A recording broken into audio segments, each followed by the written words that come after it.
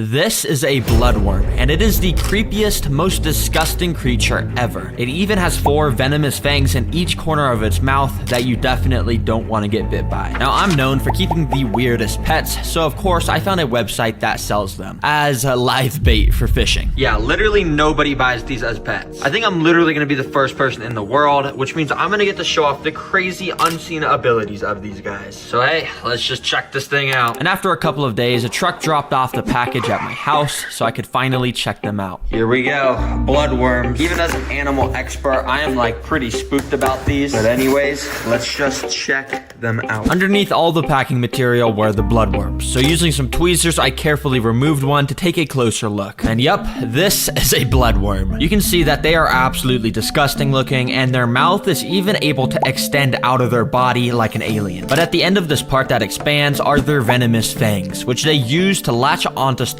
like shrimp in the ocean, which I'll be showing off very soon. Now, one thing though, I actually bought 12 of these bloodworms that I'm gonna have to keep all in the same aquarium. So yeah, this is gonna be a nightmare. Now for the build, I'm gonna put in some aqua soil and a dirt mix. Eventually, we're gonna completely fill it with water because that's how bloodworms live in the wild. But for now, I just put a tiny bit of water in to keep the dirt nice and moisty. But I've already run into the first problem because I don't think I was supposed to add the water straight to the dirt. It kind of made it a weird consistency. And the water is just straight up black. So yeah, I drained the water, scooped out the dirt, and I washed it off in the sink. Then I put the soil back in, covered it in a thin layer of sand, and added the water back. As you can see now, the water stays fantastically clear. Nice. This mound here in the middle will be where I build all the decorations, and I'll even be putting in some red plants, and then finally filling it all up with water. First of all, let's get some pieces of wood in here. And I thought this design of multiple of these burnt looking ones coming from the middle looked pretty nice. I didn't want them sticking out the top though, so I broke off all those extra pieces and planted them in the sand below to give the whole wood structure a more fuller look. Now it's time for the rocks, and you may think these are just called river rocks, but in fact, that is not true. This one on the left is actually called an elderly boulder, and this one on the right is called a black venom boulder. Now those are some cool names. Just wanted to say thank you to whoever named them. But the best rock I have is this. It's actually not a rock at all. It's actually wood. Yeah, just like what I already got in there. Yeah, it's called petrified wood, and basically millions of years ago, it was buried under the earth and turned into a rock over time. But for this wood rock back here, I've actually got a pretty cool plan. As you can see, I've got a little can of sardines, which you basically just open by pulling the... okay, it just broke off. Okay, attempt 2. Basically, you just open it like this, and inside there's some like dead fish that you eat. Now with the sardines, I actually went and put one of them under this petrified wood. I'm doing this because I want to test to see if the bloodworms have a smell ability and whether they'll be able to find the sardine under it, dig it out, and eat it. Yeah, that should be pretty fun to watch. Anyways, now I want to get some red aquatic plants in here. So I drove to Petco, so I just like what I already got in there. Yeah, it's called petrified wood, and basically millions of years ago, it was buried under the earth and turned into a rock over time. But for this wood rock back here, I've actually got a pretty cool plan. As you can see, I've got a little can of sardines, which you basically just open by pulling the...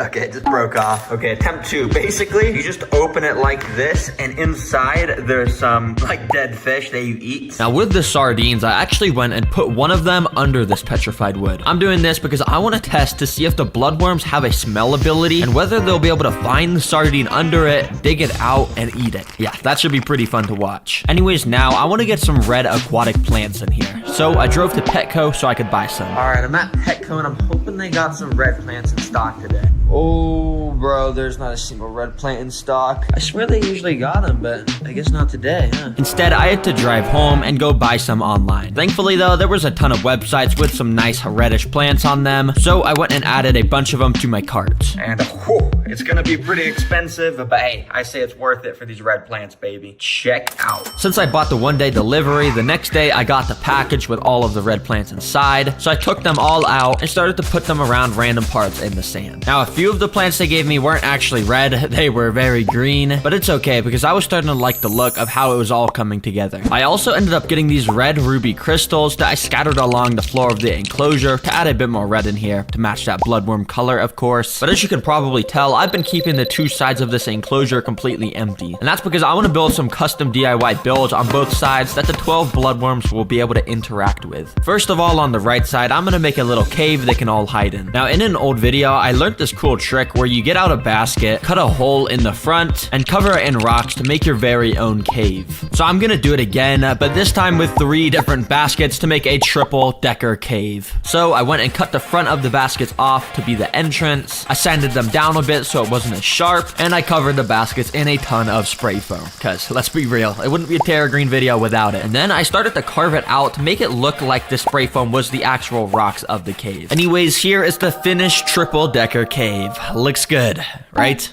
Right? Let's just get this thing in there just like that. May not be the prettiest decoration in the whole world, but a wise man did once tell me it's not about the looks, it's about the thought that went into it. And yeah, a lot of thought did go into this cave, okay? We can store 3 different worms in there. All right, now time for the left side's DIY build, and this time I've got something interesting. Yep, it's a food platter. Basically, I'm gonna prepare a bunch of different foods for the bloodworms. That way I'll be able to see which they like the most once I get them inside. So anyways, I drove to Walmart to do some food shopping. Okay, well, we're shopping for bloodworms today, so I came straight to the meat aisle, of course. Now, first on the shopping list was some beef. Now, if you remember, this is actually the same stuff I fed in my video where I got pet leeches. And if you saw that, you probably remember they absolutely loved it. Like, I was having trouble getting them off of it, so of course I bought some of that for the bloodworms. But I also went over to the fish aisle and decided to buy some salmon, which are a type of saltwater fish, which usually live with bloodworms in the wild, so I figured they might like to eat that. And also in that aisle, I got some shrimp, because when you search on Google what bloodworms like to eat, it says shrimp. So if nothing else works, they should at least eat this. Finally, I went to the aquarium aisle to buy some of these fish pellets, because who knows, maybe the bloodworms will eat those too. Once I got home, I got out all the foods in the order I'll be feeding them to the bloodworms. It's gonna be crazy to watch their fangs absolutely rip this food to shreds, and I'm even gonna show some unseen stuff about these bloodworms. But as you know, I got these bloodworms from a website I had never been on before, and I had no idea if it was safe. Whenever I buy pets for these videos, I make sure always to have a VPN on, which is why I'm excited this video is sponsored by Surfshark. Surfshark is an app and browser extension that I basically always leave running. When I'm browsing the internet and buying stuff, it makes sure all my data stays encrypted and gives me a custom IP address. The best thing about it though is not only does it keep me safe, but it's just super convenient to have, because Surfshark lets me change my virtual location to anywhere in the world and lets me access movies and TV shows that are not available in the United States. Yep, I wouldn't be able to watch this movie right now since it was only available in Europe, but thanks to Surfshark, I get to have a nice relaxing movie night. Huh, Jet? Surfshark also easily lets you add other services like antiviruses that'll ensure all your devices are always kept safe. So if any of this stuff sounds useful, you can head to surfshark.com/terrorgreen and use my code to get an extra 4 months of it. The best part is it has a 30-day money-back guarantee if you don't like it. Thank you again to Surfshark for sponsoring this video, and now let's get this tank filled up with water and get the bloodworms inside. To do that, it meant I needed to take out the food since it would get soggy if I kept it inside. Yeah, I'll put this back in there very soon, but for now I'm just gonna store it in my fridge to keep it fresh. Now, of course, I had to start filling it up with water so the bloodworms will be able to swim around in there. But when it got to like 30% full, I kind of realized a big problem. Oh shoot, bro, I don't know how I didn't think of this, but bloodworms, they live on the beaches of oceans, and the beaches of oceans have salt water. I've been making this a freshwater tank. I've been putting fresh water in it, but it's okay because thankfully in the corner of my garage, I just have 2 big cartons of Pacific Ocean water sourced straight from the ocean. Don't ask why I have this, I just do. Anyways, I drained out a little bit of the fresh water and started to add in the ocean salt water. And by the time it was filled up, the salt level was 0.02, which is perfect for bloodworms. All right, all the right water parameters have been met in here, so the bloodworms are good to go in. But because I put salt water in here, it does mean the $200 on freshwater plants I spent is gonna go down the drain. Yeah, these are all about to die. Since they were all gonna die, I wanted to replace the red theme in here, so I got this heatless red lamp. As you can see, it makes the water have this red tint to it, which is cool because you gotta have the water at least look a little bit like blood when putting bloodworms inside. Now, I also need to get snails inside of here so they can eat any algae that grows. Now, luckily for me, I actually have this tank just set up with like 30 just snails in here, and they're called nerite snails, and they're able to survive in salt water, so that's why I'm gonna choose these guys. So I got a few of those and put them inside the bloodworm tank. Once they got used to the water, a few of them came out their shells and started to move about the glass. Now, I think these guys should be safe from bloodworms because of their shells, but I'm not gonna give the 100% guarantee. So sorry guys if you get eaten by the bloodworms. Now for the final touch of this tank. What I did is I actually went and found this cool picture of a beware of the dog sign, and I went and asked AI to change it to a beware of the worm sign. Oh my gosh, look at what it generated.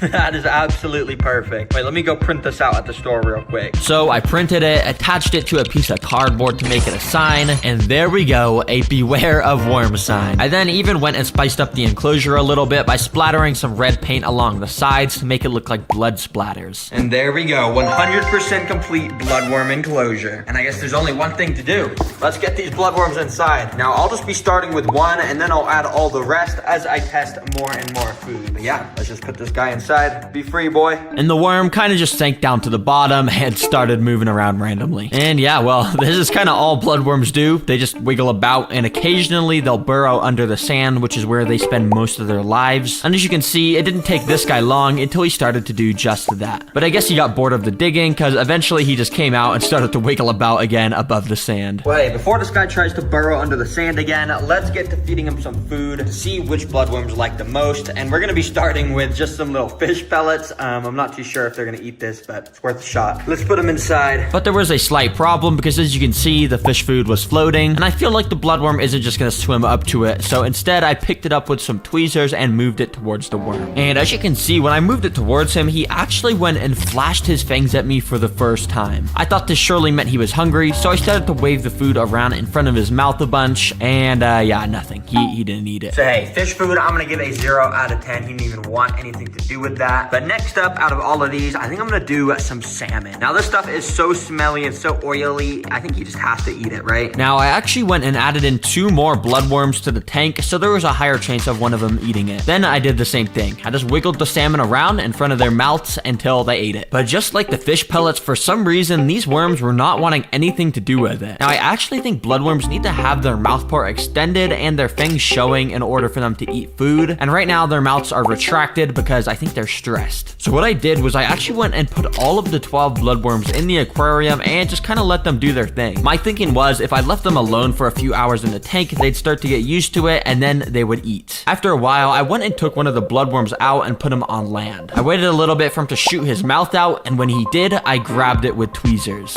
Now you can really get a good look at the fangs, and what makes these fangs so cool is they're actually made of copper. Yeah, like the metal you find underground, and they're the only animal in the world with copper teeth. Anyways, with the bloodworm, I brought it up to the 3rd food source, which is of course beef, and after kind of like shoving his face in it, he instantly bit down with all 4 of his fangs and started to devour this piece of meat and just suck all the juices out. Wow, it took a long time for me to get a bloodworm to eat a piece of meat, but dang, that is so cool when they do grab on, because look, I'm shaking it, like literally it doesn't want to come off. It's like, I am eating this, do not take it away. So I think I'm gonna go try that same thing with the last food source, which is a shrimp. And once one of the other worms shot out their mouth, I once again grabbed it and this time put the shrimp in front of it. He also immediately grabbed onto it, and now these 2 bloodworms were having the time of their lives eating up the food. After like an hour, I went and removed the food from them, which was pretty hard. I had to like kind of shake them off. Holy, that was actually kind of cool to watch, and it looks like you can see the little bite mark where the worm was biting. And remember, these guys are venomous, so there's literally venom just sitting on the end of this. However, I actually have one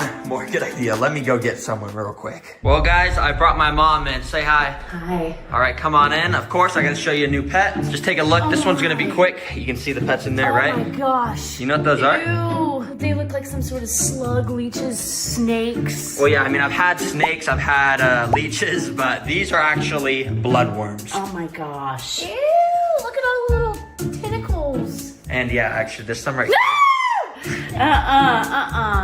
Go.